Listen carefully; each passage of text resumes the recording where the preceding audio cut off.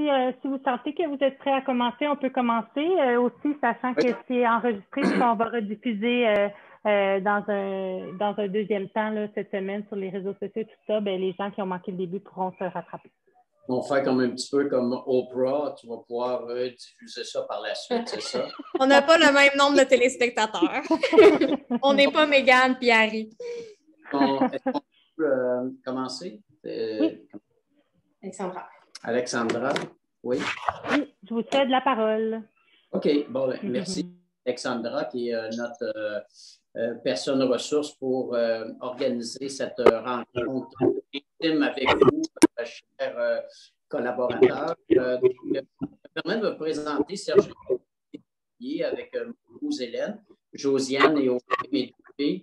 Donc, ça fait, nous, quand même, 28 ans qu'on œuvre dans le domaine de l'immobilier, principalement à Rosemère, mais on vend un petit peu plus. En tant que COVID, en période de COVID, tous les Québécois, tous les gens ont dû s'adapter à une nouvelle réalité. Et nous, dans notre domaine aussi, on a dû s'adapter à une nouvelle réalité qui est celle d'un marché d'acheteurs très féroce et d'un marché de vendeurs qui profitent de cette occasion-là. Donc, c'est vraiment orienté vers un marché où les acheteurs ont beaucoup de difficultés à trouver un produit à un juste prix.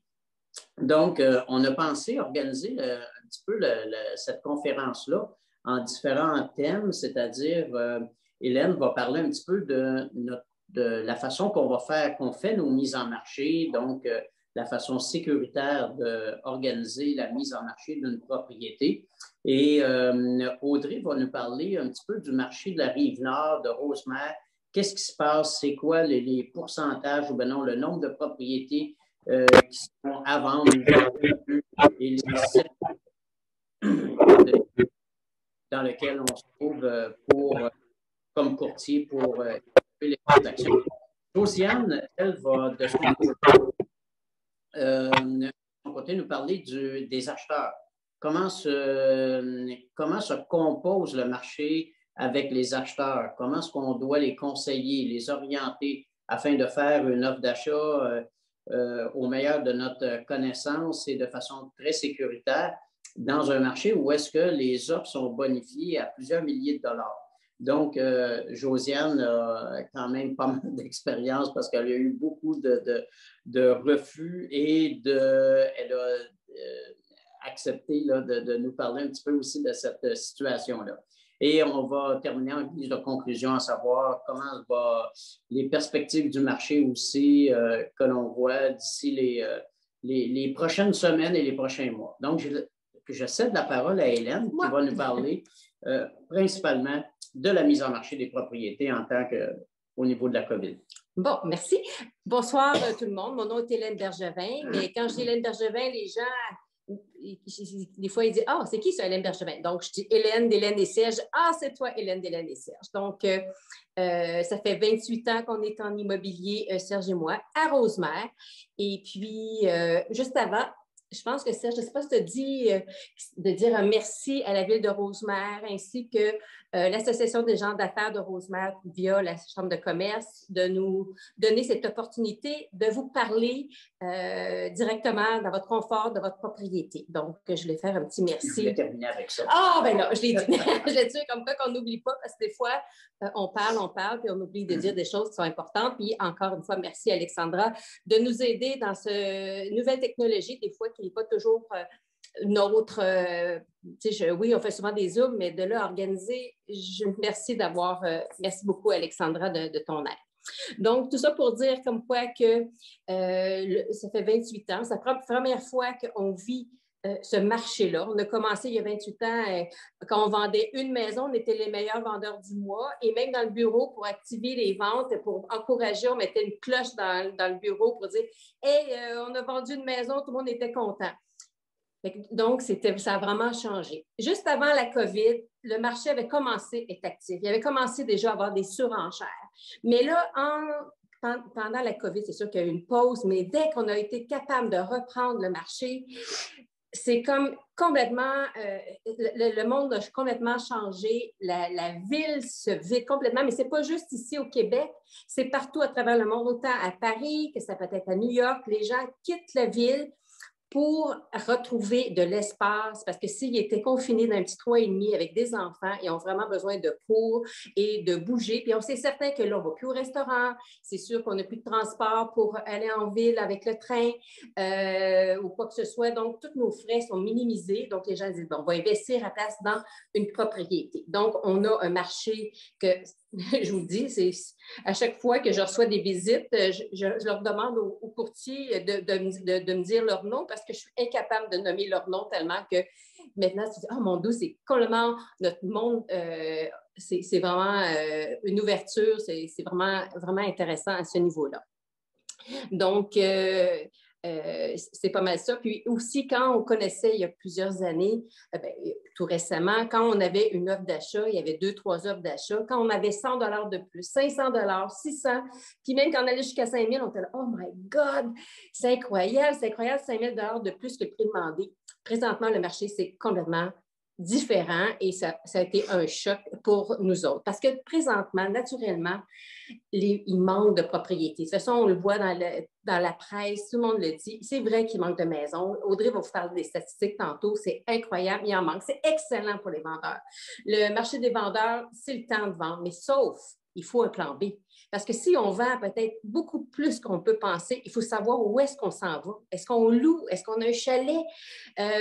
Parce que aussi, souvent, les gens qui étaient âgés s'en allaient aussi dans les centres de personnes âgées. Donc, c'est le cycle de la vie. Mais là, ces gens-là ne quittent pas leur propriété. Et avec raison, ils préfèrent rester dans leur maison, dans leur confort. Ils sentent moins quand même prison ou quoi que ce soit. Donc, on a moins le cycle de la vie. Donc, ça c'est un point. Il faut faire attention aussi parce qu'il manque tellement de propriétés que les acheteurs sont rendus agressifs.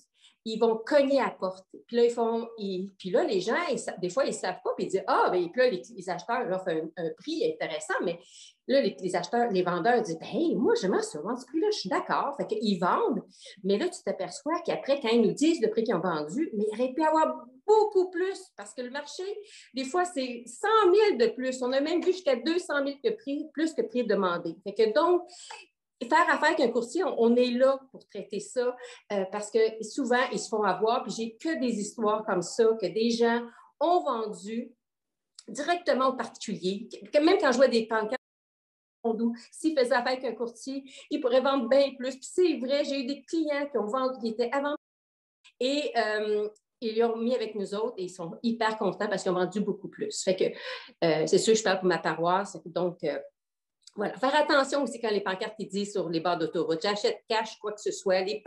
Les gens qui mettent des pancartes dans les portes, j'ai un acheteur, faites attention à tout ça aussi. Puis c'est pas nous en passant.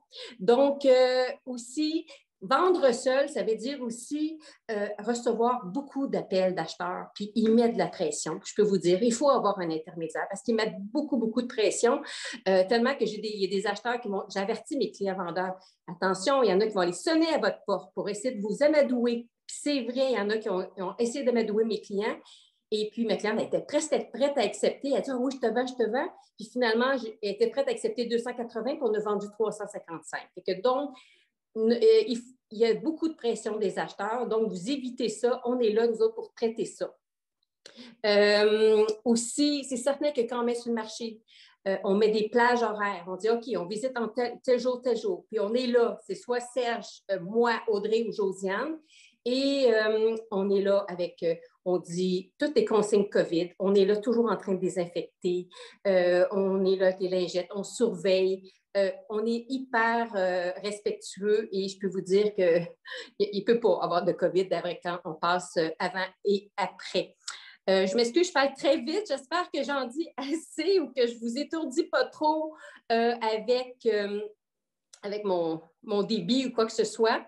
Donc, c'est un peu tout ça. Là. Je pense que même j'avais d'autres choses à dire, mais je vais laisser la parole à Audrey. Donc, bonjour. Moi, je suis Audrey Rivet.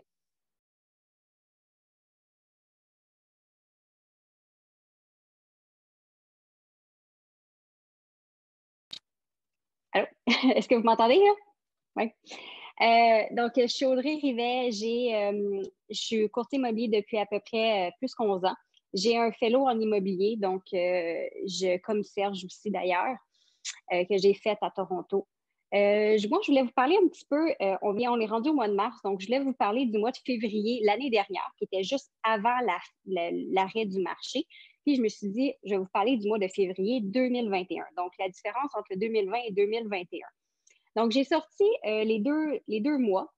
Les 2 mois, l'année dernière et cette année, c'est vendu 16 maisons à Rosemère. C'est sûr que le marché est un petit peu semblable, Rosemère, Lorraine, Fontainebleau, Boisbriand, mais je voulais sortir un petit peu Rosemère qui va être un petit peu représentatif de toute la rive nord aussi.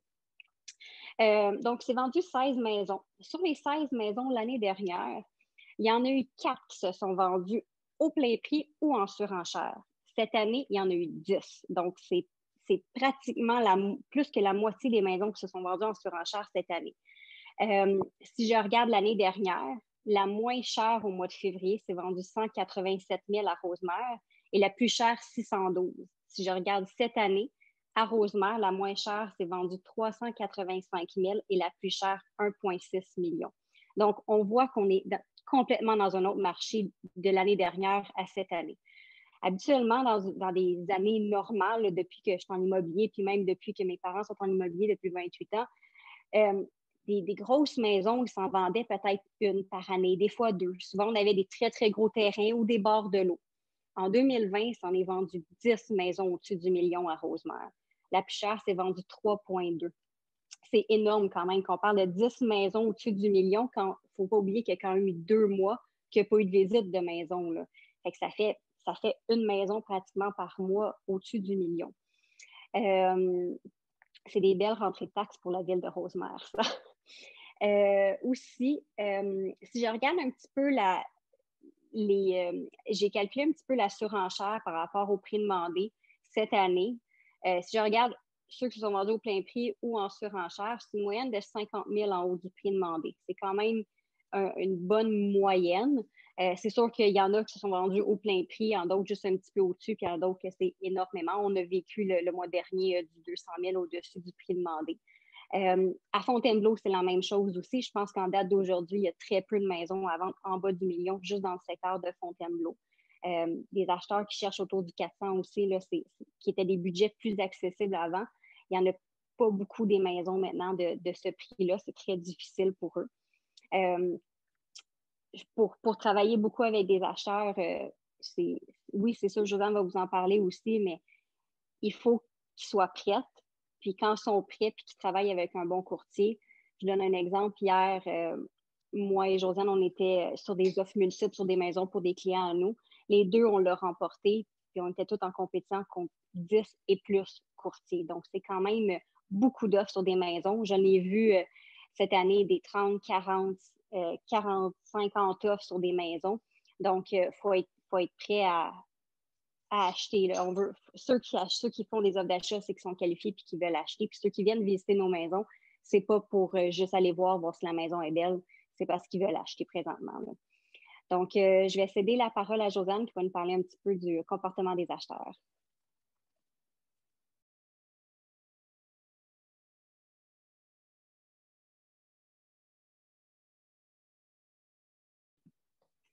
Ce que je mentionnais, c'est qu'il ne faut pas se décourager avec les clients acheteurs. On finit toujours par trouver.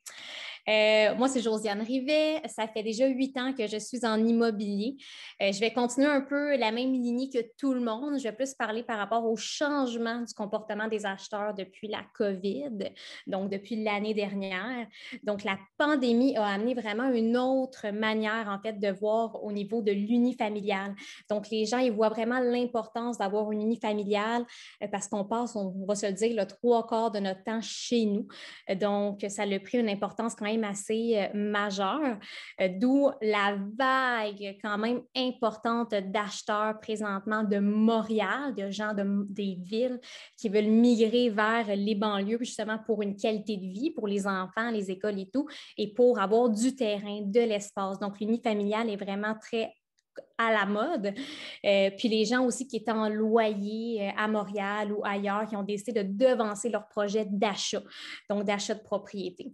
Donc, les facteurs qui sont aussi reliés à ça, évidemment, Serge en a parlé un peu tantôt, les taux d'intérêt qui sont excessivement bas, qui est quand même très intéressant. Il y a moins de dépenses, les gens ne vont pas en voyage, ils ne vont plus au resto, quoi qu'on fait du take-out, c'est différent, mais il y a moins de dépenses de ce côté-là. Le télétravail, les gens restent à la maison, tout ça. Donc, tout ça, c'est vraiment des facteurs qui font en sorte que les gens veulent s'orienter vers une propriété. Ils ont plus d'argent, donc ils ont plus de mise de fonds pour acheter une maison. Donc, on voit quand même beaucoup de monde, justement, qui cherche, qui migre. On voit les grandes villes, comme Hélène expliquait tantôt, c'est partout dans le monde, c'est le même. Donc, les gens quittent les grandes villes pour se rendre en banlieue. Même le Nord, il est vraiment très à la mode présentement, les chalets. Donc, on va plus loin, de plus en plus loin. On veut vraiment une qualité de vie pour la famille. Donc, ce qui est important, en fait, ce que je veux parler vraiment aujourd'hui, c'est vraiment par rapport à l'achat d'une maison actuellement. Ce qui est important de savoir, c'est quand on veut acheter une maison, c'est sûr que ça va tout le temps être la chose qui est prioritaire, évidemment. C'est vraiment d'établir ses besoins, son budget, établir son secteur. Parce que j'ai tellement de clients qui magasinent un prix, mais au bout de la ligne, il faut acheter le secteur. Ce n'est plus le prix parce que quand on va arriver dans un marché équilibré, le secteur, c'est vraiment le choix qui est primordial. Je sais qu'il y a moins de choix présentement, mais quand même, il faut vraiment y aller vraiment avec le secteur qu'on aime. Puis quand on parle de secteur, il faut y aller avec faut connaître son secteur qu'on veut acheter, le pourquoi exactement. Et il faut aussi avoir un courtier immobilier qui travaille ce secteur-là, justement pour conseiller vraiment aux clients la valeur marchande du produit. Donc, c'est vraiment important d'y aller avec quelqu'un qui connaît le coin.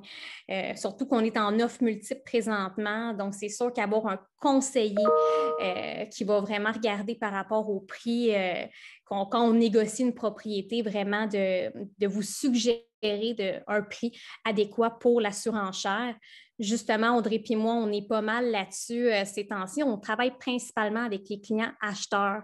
Donc, c'est très important de nous écouter, mais au bout de la ligne, c'est sûr que la décision finale par rapport au prix, c'est vraiment une décision personnelle pour les acheteurs, y aller avec le prix qu'on est le plus à l'aise de payer. Mais nous, on est là vraiment pour guider puis pour vraiment concrétiser le projet d'achat. C'est sûr que quand on est en offre multiple, comme présentement, c'est souvent, comme je dis, une opération charme. Donc là, je dis à mes clients, faites-moi une belle lettre de présentation, une petite photo, tout ça. Parce que des fois, qu'on reçoit 10, 15 offres, on a souvent des offres qui sont pas mal similaires. On a des prix quand même qui peuvent aller dans les mêmes eaux. Donc, c'est sûr qu'on penche en tant que vendeur vers une belle petite lettre, ça peut quand même peser parce que veut pas, on vend des propriétés, mais on vend des émotions, on vend des souvenirs. Fait que c'est important vraiment d'y aller avec quelque chose de charmer le client. Puis ça, c'est notre rôle, Audrey puis moi, on est des charmeuses. On charme, veut pas, quand on est en offre multiple. Donc, c'est vraiment ça. Fait que c'est sûr que nous, c'est vraiment, notre travail a complètement changé parce qu'on était habitué avec des offres multiples, mais pas autant. Des fois, on était 2, 3, 4. C'était quand même pas si pire, mais là, on est pas mal dans de la grosse compétition, 10, 15, 20, 25, tout dépendant. C'est pas tout le temps de même. Mais c'est pour ça que c'est important d'être encadré dans un marché actif et en feu, comme on le vit actuellement. Donc, on est là vraiment pour gérer puis s'occuper un peu de l'ensemble des émotions d'achat et tout, là. Donc, c'est pas mal ça. Donc, je vais passer la parole à mon père pour la conclusion. C'est bon? OK. Donc, merci, Hélène, Audrey, Josiane. En fait, en conclusion, les gens se posent la question, bon, est-ce que c'est le bon temps de vendre? Est-ce que c'est le bon temps d'acheter? Je dis toujours, il n'y a pas de bon et de mauvais temps. La seule chose, c'est que les maisons, c'est des étapes de la vie. Une maison est trop grande, est trop petite, on a besoin de changement. Il y a des gens qui changent d'auto à tous les 2 ans, 3 ans. Il y en a qui veulent changer de maison, avoir quelque chose, un nouvel environnement. Il n'y a pas grand monde qui sont mal pris avec leur maison présentement, je dois dire. Là, des fois, les gens ils disent « Ah ben, il doit y avoir des problèmes. » Non, les gens dans notre environnement, c'est des gens que je trouve, moi, très, très centrés sur la qualité de vie. Et puis, Rosemère, Lorraine, Fontainebleau, Boisbriand, c'est des environnements Sainte-Thérèse, des environnements qui sont propices pour conserver une maison longtemps. Maintenant, la question qui tue, est-ce que ce marché-là va perdurer?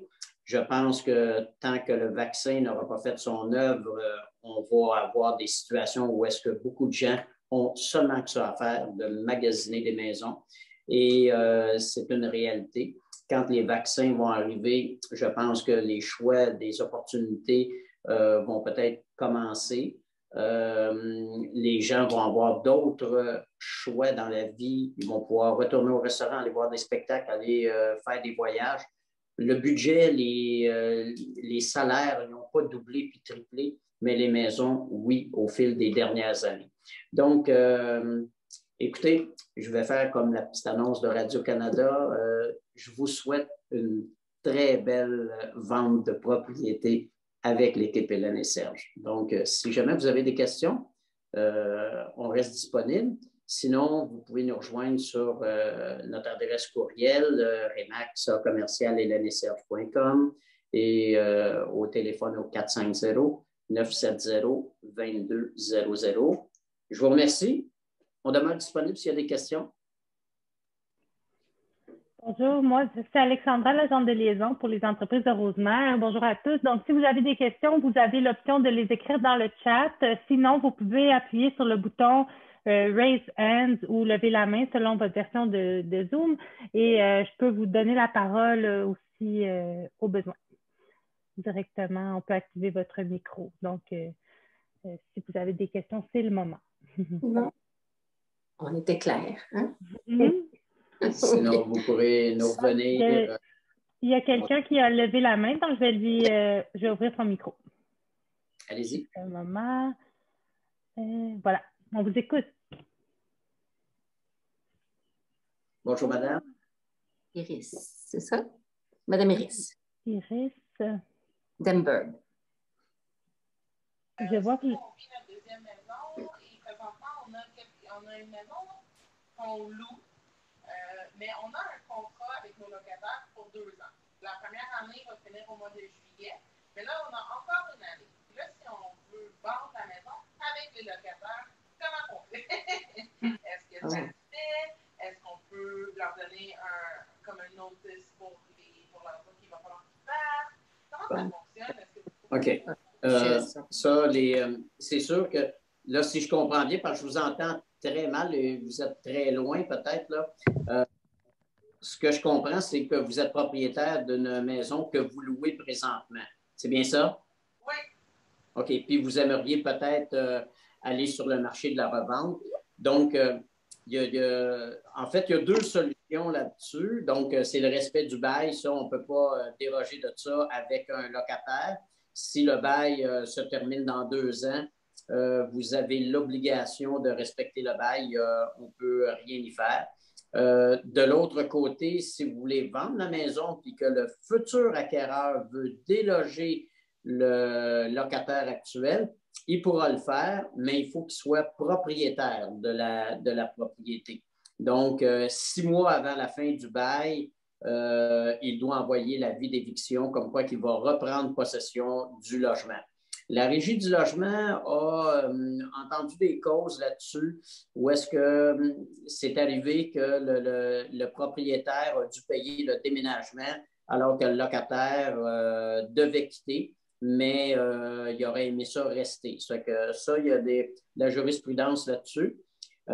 Moi, le meilleur conseil que j'ai à vous donner là-dessus, vous pourriez être surpris de voir le nombre de personnes qui désirent acheter probablement votre propriété, qui vont dire, bien, pendant l'année que je ne l'habiterai pas, bien, au moins, il y a quelqu'un qui va payer mon hypothèque. Et puis, vous, ça vous permet de procéder à la vente de votre propriété à un prix peut-être qu'il ne sera pas aussi intéressant, mais je serais quand même surpris de voir jusqu'à quel point qu'on ne pourrait pas avoir une activité significative là-dessus.